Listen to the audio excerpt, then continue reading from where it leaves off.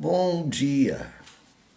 Vamos à leitura das senhas diárias para hoje, dia 4 de outubro de 2022, uma terça-feira.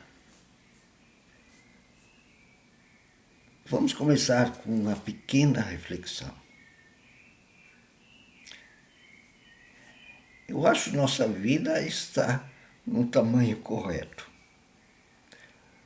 80, 70, 80, 90, 100 anos. Algumas pessoas passam disso, vão a 110. Com o desenvolvimento da ciência e da medicina, futuras gerações, talvez aqui está nascendo agora, viverão até 120, 130 anos, né? Com transplante de órgãos, terapias genéticas, bem possível. Mas eu acho bom assim. Eu gostaria, claro, de viver mais do que eu vou viver. Eu gostaria de ver o homem colonizando o ser humano, homem e mulher, colonizando Marte. Eu adoraria, sonho com naves espaciais interplanetárias, se possível, interestelares. Mas não, eu acho que não tem jeito não. Colonizar Marte, eu acho que isso só vai começar lá por 2040, 45, 2050. Mas com essa vida que a gente tem, já dá para fazer muita coisa. Alguns até enjoam de viver. E outros, infelizmente, têm as vidas tão curtas, né? Pobres, explorados, marginalizados, morrem de violência, sem atendimento médico, sem ter nunca uma vida onde tenham tudo que é necessário para se desenvolverem com saúde física, mental, social.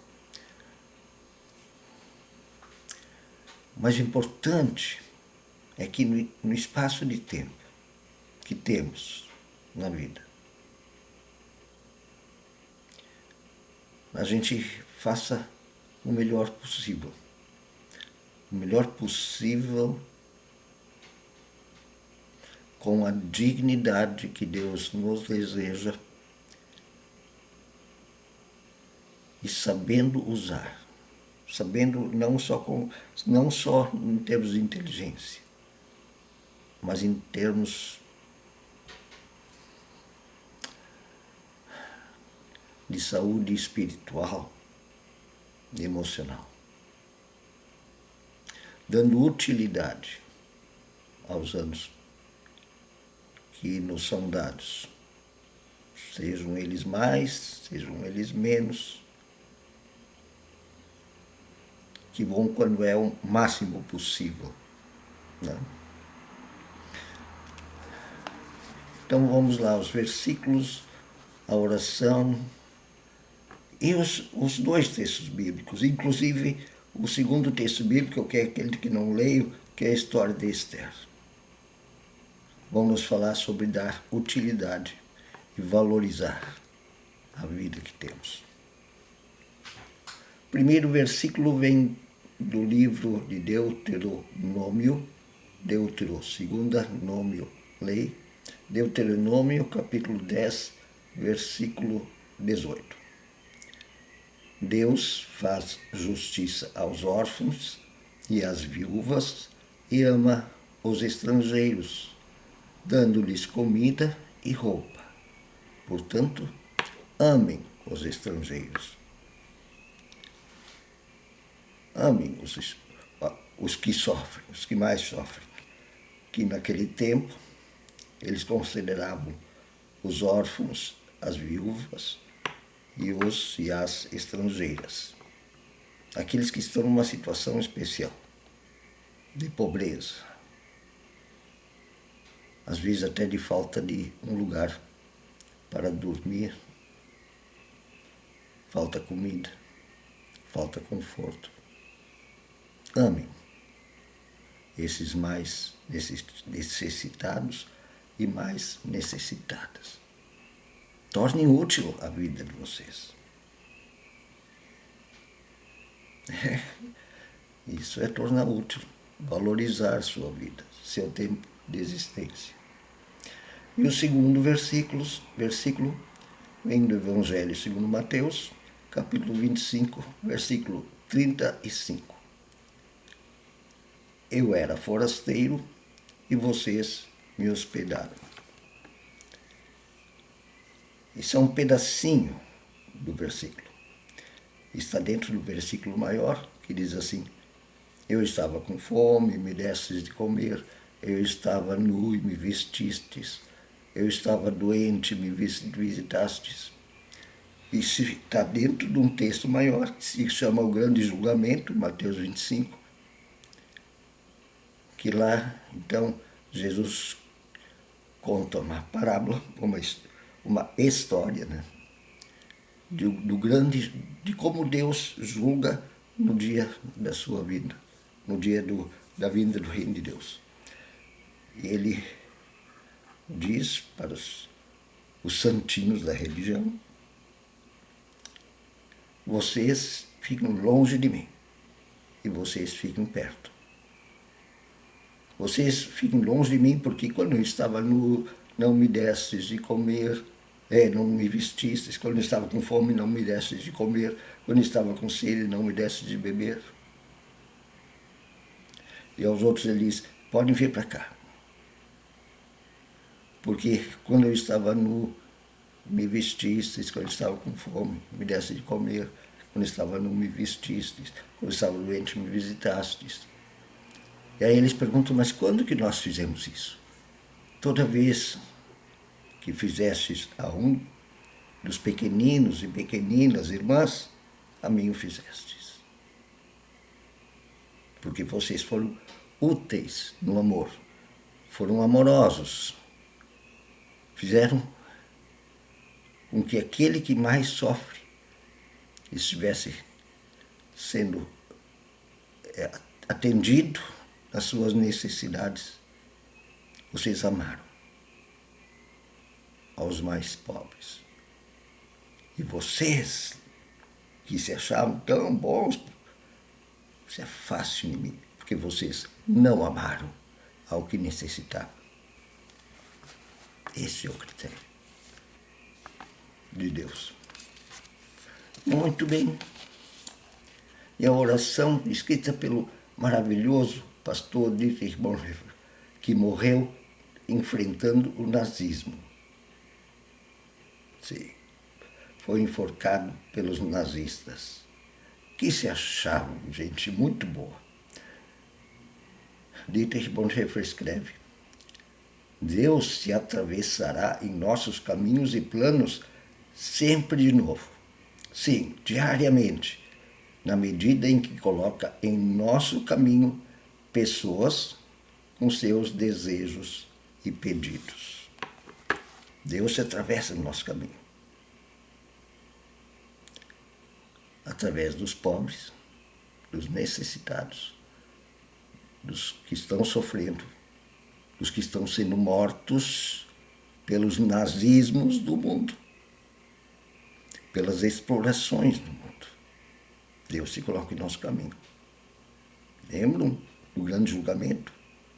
Quando o fizemos a ti, Senhor?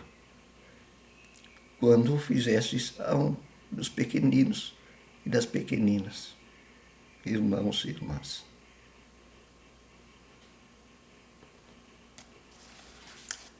Então, valorize sua existência sendo amoroso, amorosa e promovendo justiça aos e às que mais sofrem. Esse é o título para os salmos, para as senhas e a reflexão de hoje. E a leitura vem de Isaías, capítulo 38, versículos 9 a 20. Profeta Isaías 38, 9 a 20. Diz assim: Cântico de Ezequias, rei de Judá, depois de ter estado doente e ser restabelecido. Eu disse, em pleno vigor dos meus dias, hei de entrar nas portas do além. Roubado estou do resto dos meus anos. Eu disse, já não verei o Senhor na terra dos vivos. Jamais verei homem algum entre os moradores do mundo. A minha habitação foi arrancada e removida para longe de mim, como a tenda de um pastor. Pastor de ovelhas, né? Era uma profissão naquela época. Ficava sempre lá, isolada no campo. Tu, como tecelão, me cortarás a vida da urdidura, da costura. Do dia para a noite darás cabo de mim. Espero com paciência até a madrugada, mas ele, como leão, me quebrou todos os ossos. Do dia para a noite darás cabo de mim. Como andorinha ou grou, assim eu chilreava e gemia como a pomba. Os meus olhos se cansavam de olhar para cima. Ó Senhor, ando oprimido, responde tu por mim. Que direi? Como prometeu, assim me fez. Passarei tranquilamente por todos os meus anos, depois desta amargura da minha alma.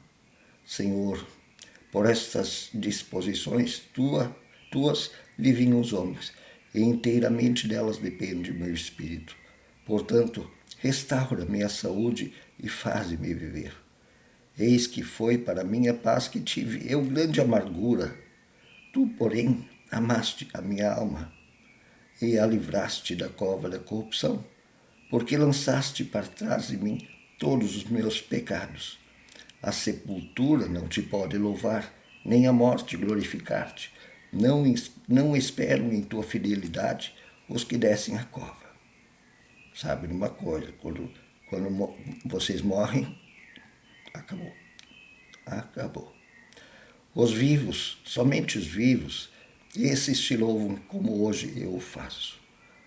O Pai fará notória aos filhos e filhas a tua fidelidade. O Senhor veio salvar-me.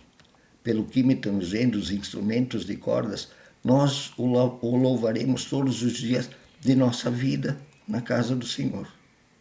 Ora, Isaías dissera, tome um pasta de fios, ponha-se como emplasto sobre a úlcera, e ele recuperará a saúde. Também dissera Ezequias, qual será o sinal que hei de subir à casa do Senhor? Então fala de uma doença muito grave do rei Ezequias, que até não foi o pior dos reis de Israel, de Judá. Isso é verdade. Mas também não foi um rei justo. E realmente parece que o profeta Isaías conviveu com ele. Lá no livro de 2 Crônicas, lá aparece uma história assim parecida. Mas não diz que a cara se curou, tá? O Isaías esteve lá, mandou botar um emplasto na ferida. No livro de 2 Crônicas diz isso. Mas depois vem 2 versículos e diz assim, todas as obras de Ezequias estão escritas no livro dos reis, e ele voltou para junto dos seus pais, quer dizer, morreu.